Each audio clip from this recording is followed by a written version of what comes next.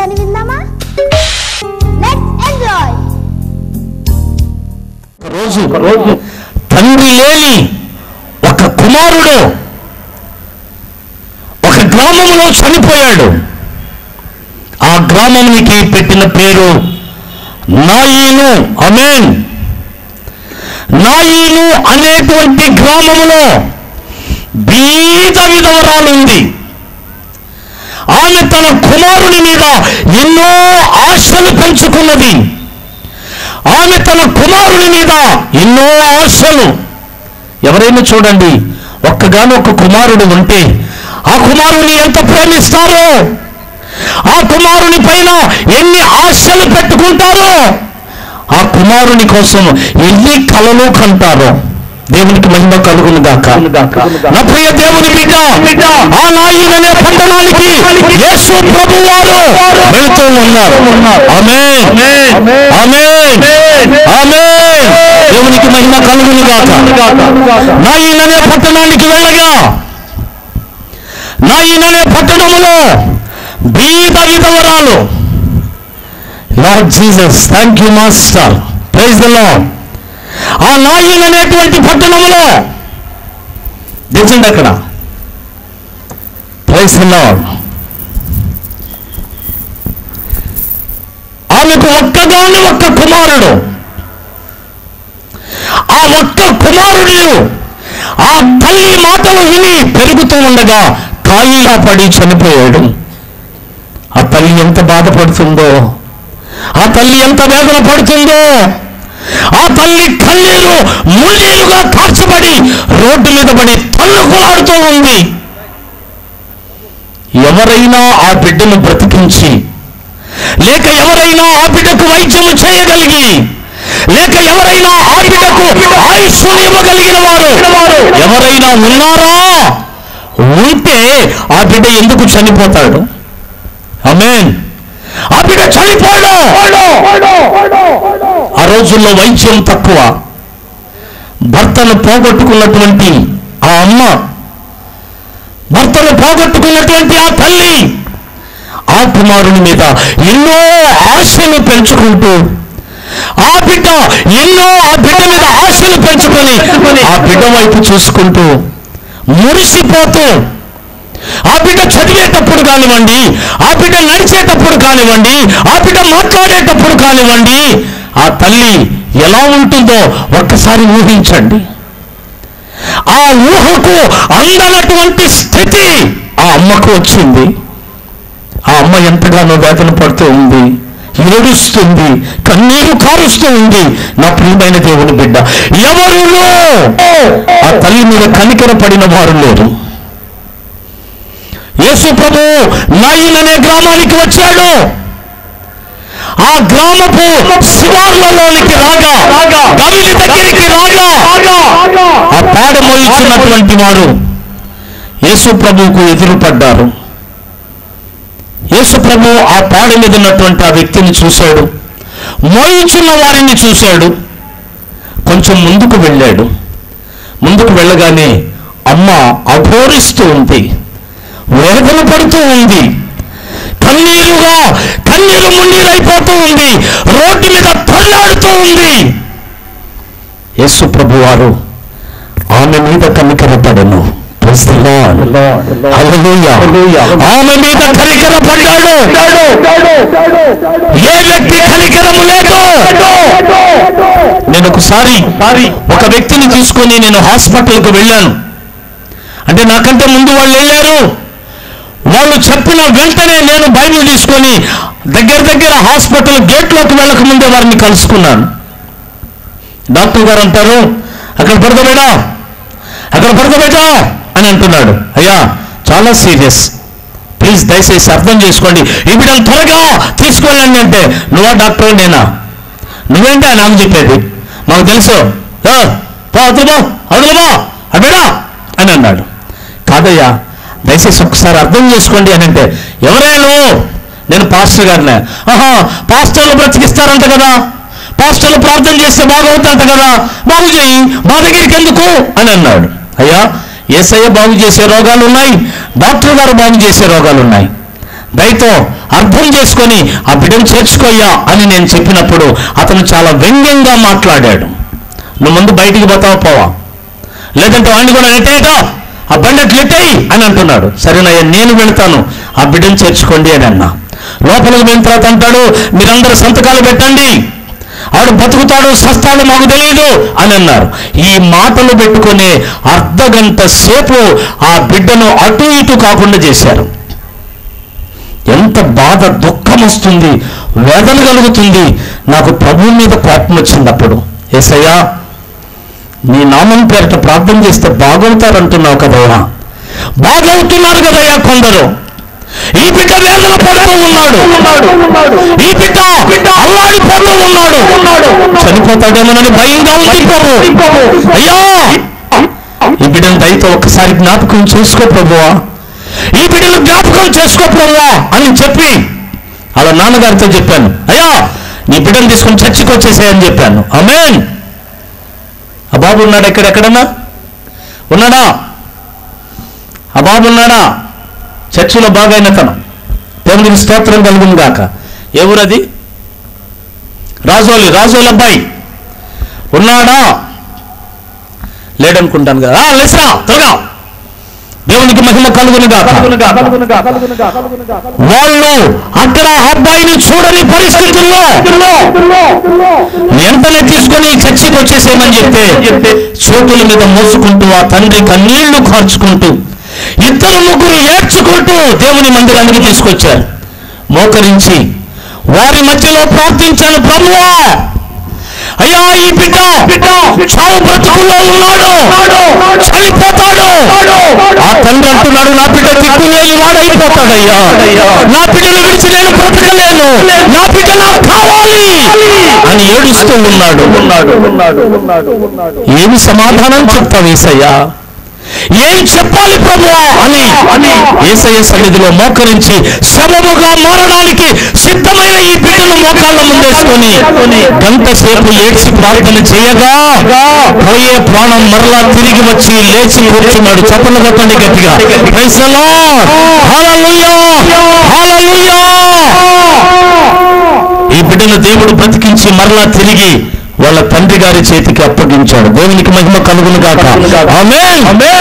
నా ప్రియ దేవుని బిడ్డ, మీరు వినడమే కాదు కళ్ళారా చూస్తారు యేసయ్య మహిమ ఎంత గొప్పదో, యేసయ్య ఎంత గొప్ప దేవుడు, యేసయ్య ఎలాంటి వాడు, ఆయన కనికరము కలిగిన దేవుడు.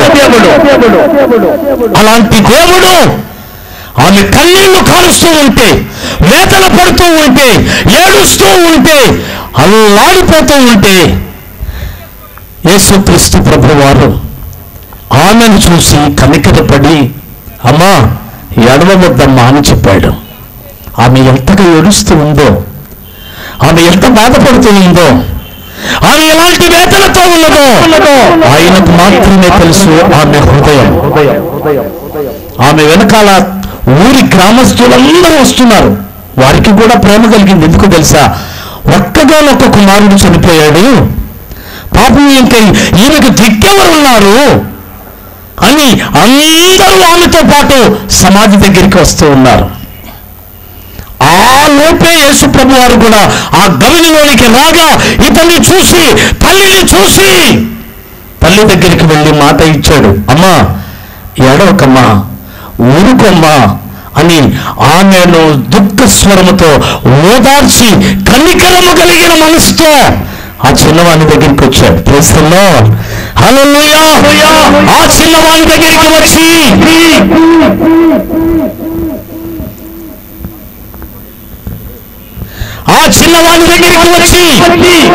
ఆయన అంటున్నాడు, చిన్నవాడా లే అని అన్నాడా?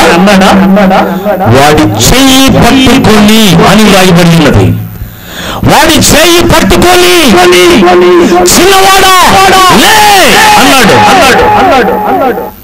యేసు ప్రభు ఆయన అంటాడు, నేనే జీవమును. ఆమేన్. నేనే జీవమును, నేనే సత్యమును, నేనే మార్గమును, నేనే సత్యము అన్నావు, నేనే జీవము అన్నావు, నేనే సత్యము అన్నావు, నేనే జీవము అన్నావు, నేనే మార్గము అన్నావు, నేనే మార్గము అన్నావు, అందుకే నేను నడిచెదనయ్యా, అందుకే నేను నడిచెదనయ్యా, కృపలో నీవు కృపలో, కృపలో నీవు కృపలో నడిచెదను, నడిచెదను, నడిచెదను, నడిచెదను, నీదు మార్గములో యేసయ్యా,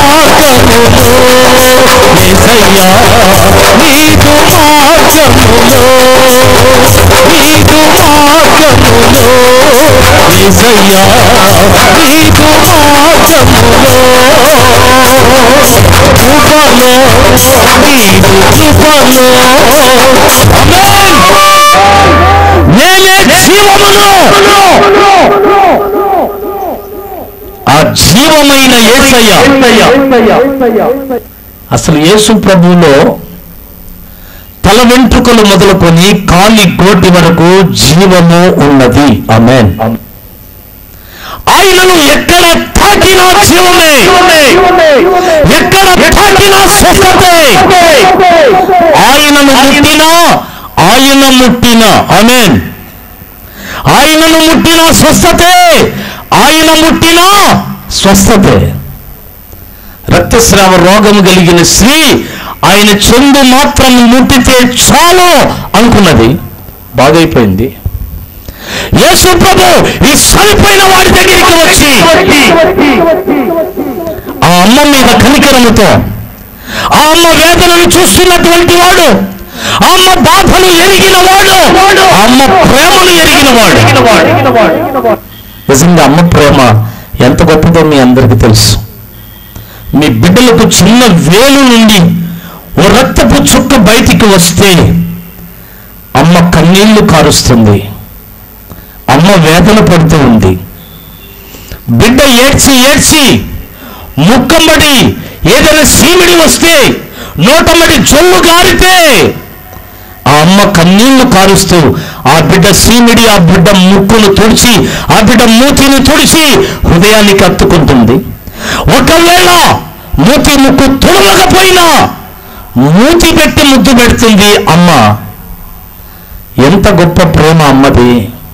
ఆ బిడ్డ చనిపోయినప్పుడు, ఆ బిడ్డ మరణ స్థితిలో ఉన్నప్పుడు, ఆ బిడ్డ పాడ మీద ఎక్కినప్పుడు, నేను వెళ్ళవలసిన పాడ మీద, నేను వెళ్ళవలసిన ఘాటికి, నేను వెళ్ళవలసిన చోటుకి నీవు వెళ్తున్నావా కుమారుడా? నేనెలా బ్రతకాలి? నేను ఎవరి కోసం బ్రతకాలి? నేనెందుకు బ్రతకాలి?